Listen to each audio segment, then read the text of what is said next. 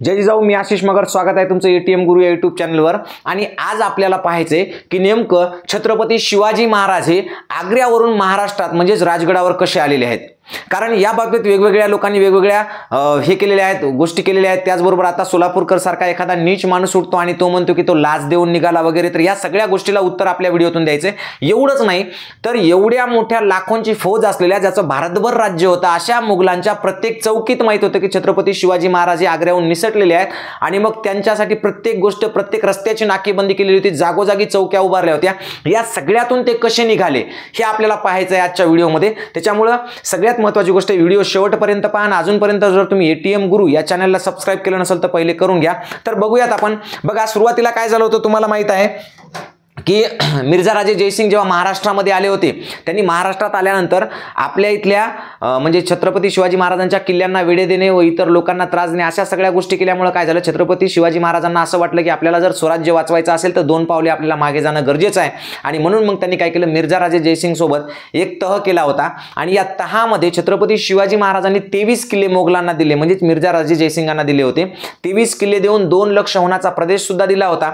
आणि परत मिर्झा राजे जयसिंग असं म्हटले होते की तुम्हाला हे सगळं दिल्यानंतरही तुम्हाला मोगल बादशहाला भेटायला यावं लागेल, म्हणजेच आग्र्याला दरबारात यावं लागेल. आणि शिवाजी महाराजांनी ते सुद्धा मान्य केलेलं होतं. शिवाजी महाराजांनी, त्यांना माहित होतं की मोगल सम्राट जो आहे तो किती कपटी आहे, जो औरंगजेब आहे तो किती कपटी आहे आणि तो काय करू शकतो. तरी सुद्धा छत्रपती शिवाजी महाराज आणि संभाजीराजे हे दोघेही जण आपल्या सगळ्या विश्वासून लोकांसह, नोकर चाकरांसह, सगळे मावळ्यांसह तिथे गेलेले होते आग्र्यामध्ये. आणि आग्र्यात तुम्हाला माहित आहे काय झालं की बादशहाने त्यांच्यासोबत कपट केलं आणि कपटाने त्यांना काय केलं, अटक केलं होतं. म्हणजेच त्यांना बंदी बनवलं होतं किंवा त्यांना तिथं तुरुंगामध्ये टाकलं होतं. तुरुंग म्हणण्यापेक्षा त्यांना नजरकैदेमध्ये किंवा त्याच्यामध्ये ठेवलं होतं.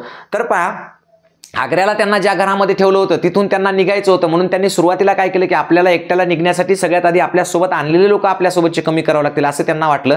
म्हणून त्यांनी काय केलं, इथून जो प्लॅन सुरू होतो, म्हणजे पहा सगळ्यात आधी काय झालं होतं तर हा दरबाराचं चित्र आहे. दरबारातून त्यांना अटक केली होती, हे की नाही, कपटाने. पण नंतर जेव्हा प्लॅन सुरू झाला तो प्लॅन इतका जबरदस्त होता की तो प्लॅन तुम्हाला वाटेल की कसं शक्य आहे. कारण त्या काळात मोबाईल नव्हते, रेंज नव्हती, काही कुठं तार पाठवायची कोणतीही सोय नव्हती.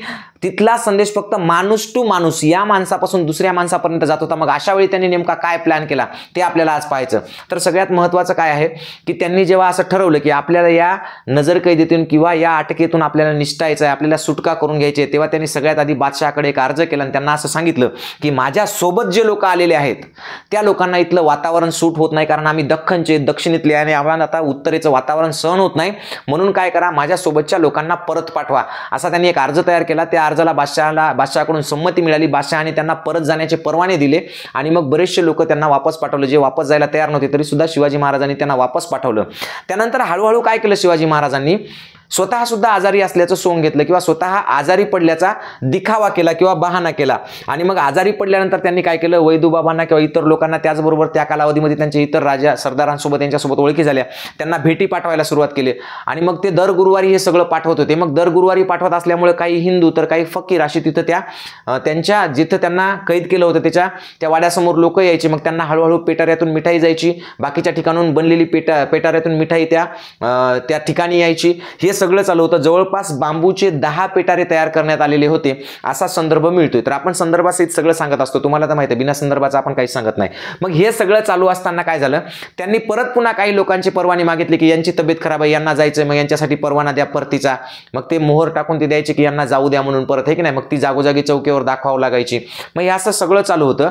मग हे चालू असताना काय झालं, तिथले जे काम करणारे लोक होते त्यांना माहित होतं की आता पेटारे रोजच बाहेर येत आहे आणि रोजच ते तपासत होते. पण त्या पेटाऱ्यामध्ये मिठाईशिवाय दुसरं काही येत नव्हतं, दुसरं काही भेटत नव्हतं. आणि शिवाजी महाराज सुद्धा वारंवार तिथल्या लोकांना बादशहाविषयी चांगलं बोलायचे.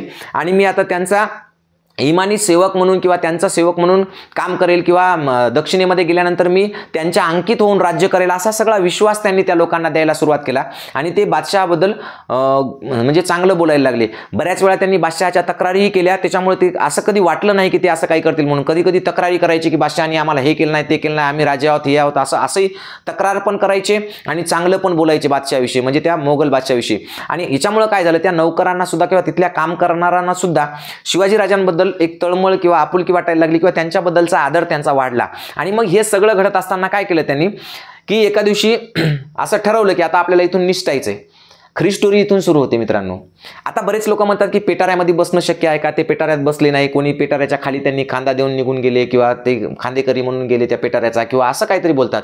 पण मूळ मुद्दा असा आहे, जितके आपण संदर्भ पाहिले त्याच्या संदर्भानुसार असं लक्षात येते की सुरुवातीला 3 ते 4 पेटारे मिठाईने भरलेले होते. त्याच्यानंतर 2 पेटाऱ्यांमध्ये, एका पेटाऱ्यामध्ये स्वतः शंभूराजे आणि एका पेटाऱ्यामध्ये स्वतः छत्रपती शिवाजी महाराज असे 2 पेटाऱ्यामध्ये दोघे जण बसले आणि ते पेटाऱ्याच्या माध्यमातून त्या वाड्यातून किंवा त्या घरातून म्हणा त्या किल्ल्यातून ते बाहेर पडले, हे की नाही.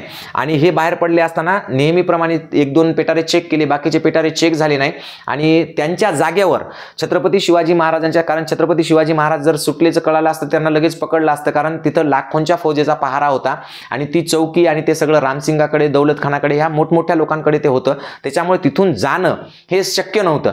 म्हणून मग काय केलं तर त्यांना गेल्यावरही लोकांना कळू नये म्हणून त्यांनी काय केलं, त्यांच्यासोबत एक आणखी व्यक्ती होता. असं काही ठिकाणी असा उल्लेख आहे की हिरोजी फर्जंदचा, तर काही ठिकाणी असा उल्लेख आहे की ते त्यांचे सावत्र भाऊ होते किंवा कोणते तरी दुरून भाऊ होते आणि त्याच्यामुळे ते शिवाजी महाराजासारखे दिसायचे.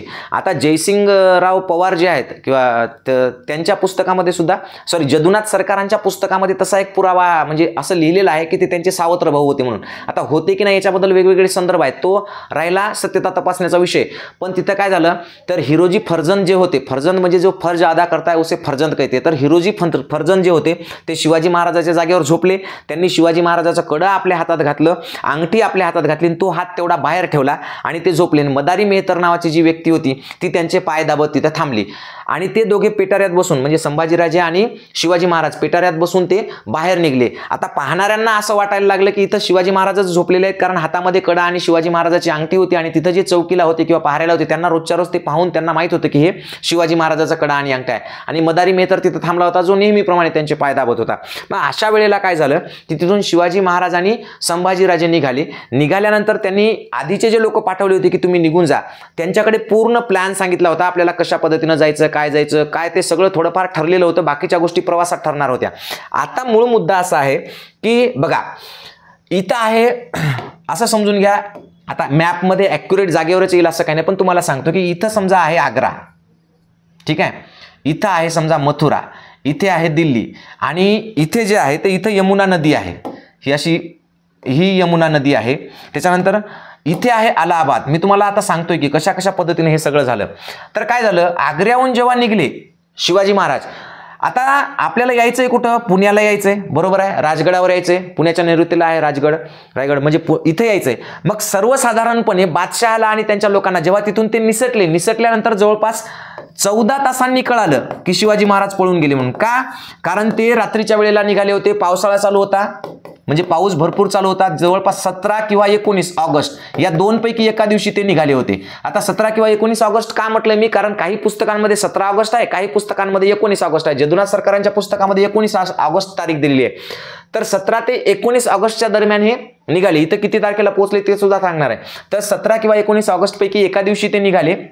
निघाल्यानंतर काही तासांनी पाहिलं तर तिथले हळूहळू सगळेच माणसं शांतता झाली. त्याच्यानंतर मदारी मेहतर आणि हिरोजी फर्जंद हे दोघं सुद्धा तिथून निघून गेले आणि मग यांना असं वाटलं की यांच्या रूममधून किंवा यांच्या खोलीतून काहीच आवाज येत नाही, यांच्या दालनातून काहीच वाजत नाही, म्हणून त्यांनी शेवटी जाऊन पाहिलं तर तिथं कोणीही नव्हतं. आणि मग त्यांना कळालं की अरे शिवाजी महाराज तर निघून गेले, मग आता काय करायचं. मग शिवाजी महाराज निघून गेल्यानंतर ही त्याला कळालं 14 तासानंतर. आणि 14 तासानंतर जेव्हा बादशहानी आणि त्यांच्या सगळ्या लोकांनी जेव्हा पाहिलं, शोधाशोध केली, तर त्यांनी काय केलं, एकतर शहराच्या चारी बाजूनं पाहिलं आणि त्याच्यानंतर हा जो रस्ता डायरेक्ट असा येणारा आहे पुण्याकडं, म्हणजेच महाराष्ट्रात, म्हणजे दख्खनीत, ह्या सगळ्या रस्त्यावरच्या नाकाबंदी केल्या, सगळ्या चेकपोस्ट, सगळे एक ना एक माणूस तपासायला लागले. पण शिवाजी महाराज फार हुशार होते, अत्यंत टॅलेंटेड माणूस होते शिवाजी महाराज.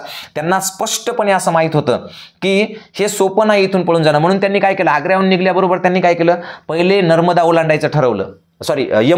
यमुना नदी आहे ही. नर्मदा जर आला असेल चुकून माझ्या याच्या आधीच्या बोलण्यात तर समजून घ्या. तर यमुना नदी ओलांडायचं ठरवलं. मग त्यांनी काय केलं की पहिल्यांदा इथून बसले ते यमुना नदी ओलांडली. बघा पावसाळ्याचे दिवस, नदीला, यमुना नदीचं पात्र तुम्हाला माहित आहे किती मोठं आहे ते. एवढं मोठं पात्र असताना त्यांनी ते ओलांडण्याचं धाडस केलं. एका नावाड्याला घेतलं. पण त्या नावाड्याला शंका आली की काहीतरी असू शकते बा आणि हे कोणीतरी असू शकतात, कारण तेव्हा तर अजूनपर्यंत कळालंच नव्हतं की शिवाजी महाराज पळून गेले म्हणून. पण त्याला एवढं माहिती होतं की आपण 2 अनोळखी माणसं इकडे आणले. प्लॅन किती जबरदस्त होता पहा. नदीच्या इकडे आल्यावर थोड्या अंतरावरून परत त्यांनी काय केलं, नदीच्या दुसऱ्या एक नावाड्याला बोलून ठेवलेलं होतं तिथंच, कारण त्यांची माणसं ऑलरेडी तसे होते. मग त्यांनी परत सांगितलं होतं की आम्हाला तिकडं नेऊन सोड. मग यांनी काय केलं, त्यांना तिकडं नेऊन सोडलं. आता तिकडं नेऊन सोडलेलं याचं जरी त्या नावाड्याच्या लक्षात आलं असतं, त्याला काय माहित की नदीच्या पलीकडे कसे जातील म्हणून शिवाजी महाराज. फक्त जेव्हा ही गोष्ट कळाली की शिवाजी महाराज पळून गेले, तेव्हा या नावाड्यांनी स्पष्ट सांगितलं की मी 3-4 लोकांना काय केलं, नदीच्या इकडे नेऊन सोडलं. आणि म्हणून मग सगळे मोगल या दिशेला किंवा सगळे जे त्याचे लक्ष होतं ते इकडे गेलं. पण शिवाजी महाराज खूप चतुर होते. त्यांनी नर्मदा ओलांडली आणि ते मथुरेला गेले. बघा, मथुरेचं अंतर जवळपास 60 किलोमीटर आहे. तुम्हाला विशेष गोष्ट सांगतो की इथून जेव्हा निघले ते आग्र्याच्या किल्ल्यातून, म्हणजे आग्र्याच्या त्या किल्ल्यातून कैदेतून निघले, तेव्हापासून तर मथुरेला पोहोचण्यापर्यंत फक्त 6 तास लागले त्यांना. अंतर किती आहे, 50 किलोमीटर. पण तुम्ही एक गोष्ट लक्षात घ्या की तिथून ते 4 ते 5 मैल बाहेर आले आग्र्यावरून. तिथून ते तितक्यानंतर आल्यानंतर नदी ओलांडली त्यांनी. नदी ओलांडून ते अलीकडे आले. अलीकडून पुन्हा नदी ओलांडून पलीकडे गेले. पलीकडून पुन्हा अख्खा आग्र्याला वळसा घालून ते कुठे गेले, मथुरेला गेले. ठीक आहे. आणि मथुरेला गेल्यानंतर त्यांच्या असं लक्षात आलं की प्रवासाने वगैरे संभाजी महाराज खूप थकले. मग संभाजी महाराजांना आता इथून पुढे घेऊन प्रवास करणं शक्य नव्हतं. मग अशा वेळेला त्यांनी काय केलं, तर या मथुऱ्यामध्ये त्यांच्यासोबत जी लोक होती त्यांच्याचपैकी त्यांच्यासोबत जेव्हा ते किल्ल्यातून बाहेर आले तेव्हा त्यांच्यासोबत महत्वाची 3 माणसं होती. बघा, निराजीरावजी होते, त्याच्यामध्ये दत्तात्रेंबक होते आणि राघोजी मित्र होते, हे की नाही, तर मंत्री. तर हे सगळेजण होते. तर यांच्यापैकी जे दत्तात्रेंबक आहेत की नाही, तर दत्ताजी त्र्यंबक यांचे 3 मेहुणे म्हणजे बायकोचे भाऊ हे कुठं राहत होते, मथुरेमध्ये राहत होते.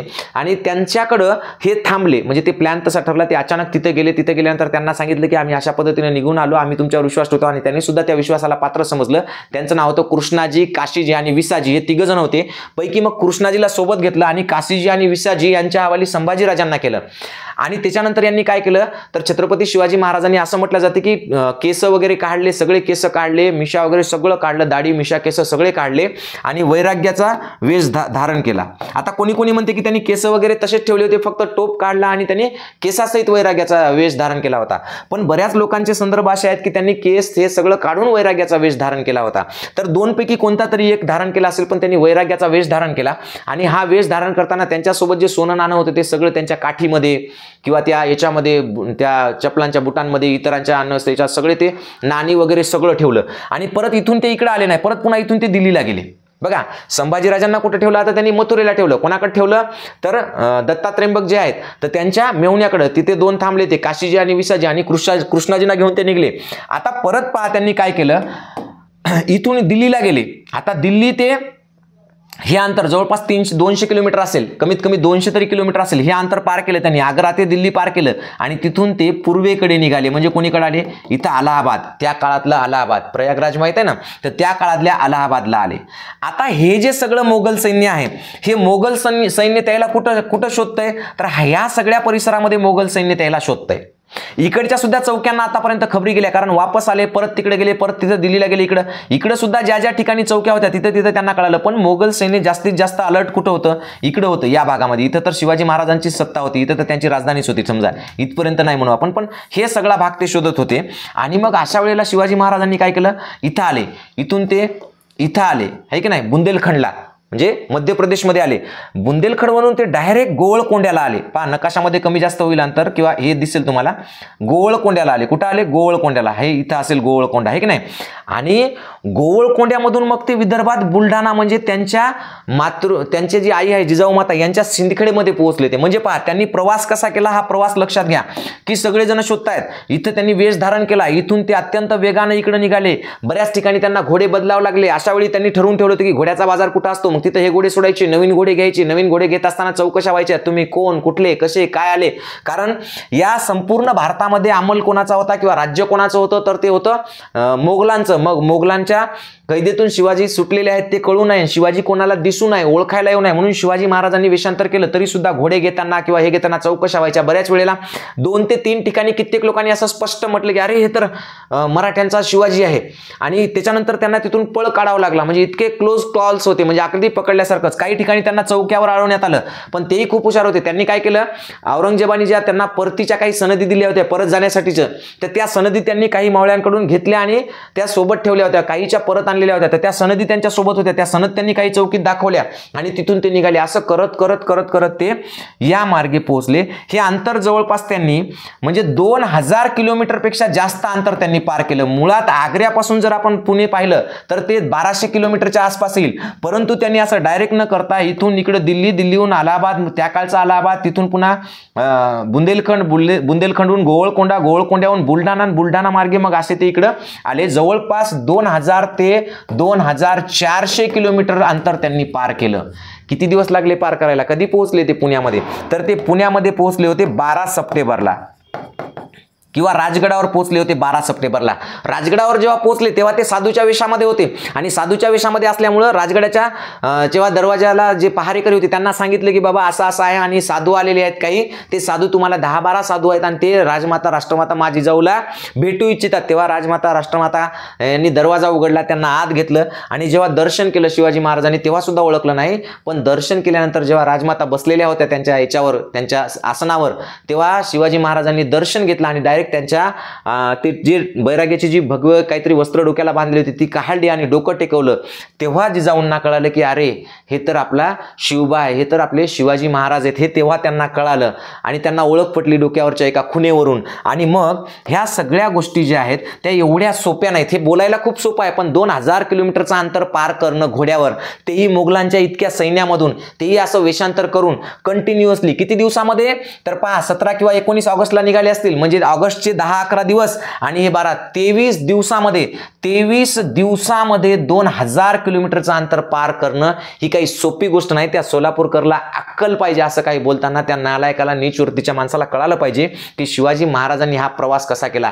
एवढंच नाही तर हे त्यांनी जेव्हा वापस आले तेव्हा त्यांनी सांगितलं की संभाजीराजांचा मृत्यू झाला. ही मृत्यूची गोष्ट तर त्यांनी आधीच जेव्हा ते याच्याहून निघाले होते मथुरेवरून तेव्हाच त्यांनी कळवलं होतं की संभाजीराजांचा काय झालेला आहे, मृत्यू झालेला आहे. सगळीकडे पसरलं होतं. इथं आल्यानंतर त्यांनी पार त्यांचे वेगवेगळे विधी सुद्धा केले, मृत्यूनंतरचे जे विधी असतात ते. म्हणजे संभाजीराजांचा मृत्यू झाला हे मोगलांना कन्फर्म झालेलं होतं प्रवासात असतानाच. त्याच्यामुळे ते आता म्हणजे संभाजीराजांचा शोध त्यांनी सोडून दिला. नंतर ठरल्याप्रमाणे मग यांनी पत्र पाठवलं आणि त्यांनी त्याला पुन्हा ब्राह्मणाच्या वेशामध्ये घेऊन आले, कारण हे ज्यांच्याकडे मथुरेला थांबले होते ते तिघेही ब्राह्मण होते आणि हे जे आहेत आपले दत्तात्रेय हे सुद्धा ब्राह्मण होते, त्यांच्याकडे ते थांबले होते असं इतिहास सांगतो. तर हे सगळं जे आहे तर ही आहे आग्र्यावरूनची सुटका. आता ही आग्र्यावरूनची सुटका जर तुम्हाला आवडली असेल तर नक्कीच या व्हिडिओला लाईक करा, सगळ्यांपर्यंत पाठवा की कशा पद्धतीने शिवाजी महाराज आग्र्यावरून महाराष्ट्रात आले. आणखी एक महत्त्वाची गोष्ट सांगतो मी तुम्हाला.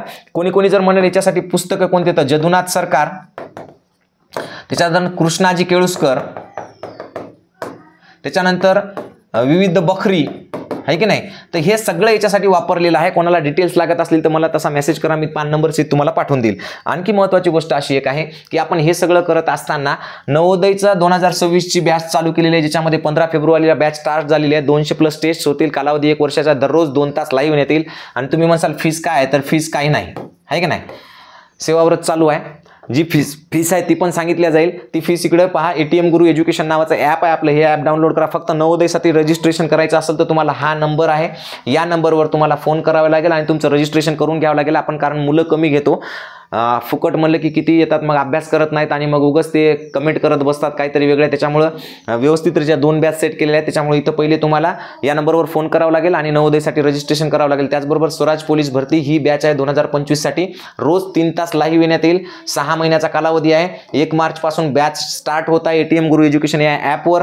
आणि या बॅचला फक्त 100 रुपये किंमत आहे. किंमत काय आहे तर 4000 रुपये भाऊ लाईट बिल येते महिन्याचं आपल्याला, 3-4 हजार रुपये आपला इंटरनेटचा खर्च येतो. या बॅचमध्ये माझ्यासह दुसरे 3 जण शिकवतात. त्यांना फुल नाही फुलाची पाकळी, थोडं तरी पार तरी काही देऊ म्हणून फक्त 100 रुपये या बॅचची किंमत आहे. ओके, ठीक आहे. ही माहिती नक्कीच सगळ्यांना शेअर करा आणि ATM गुरु या चॅनलला सबस्क्राईब करा. एवढं बोलतो आणि थांबतो. जय जिजाऊ, जय शिवराय.